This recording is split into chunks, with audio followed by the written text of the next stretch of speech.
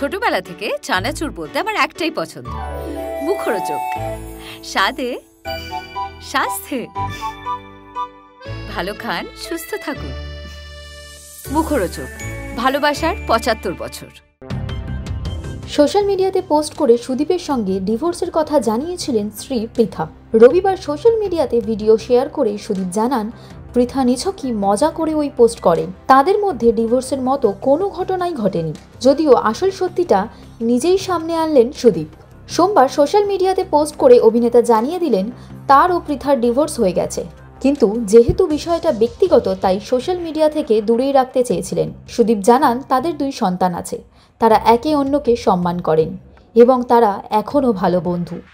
অন্যদিকে ডিভোর্সের সত্যতা জানিয়ে পৃথা জানান, গত ২৯শে মার্চ তার ও সুদীপের মধ্যে আইনত ডিভোর্স হয়ে গেছে।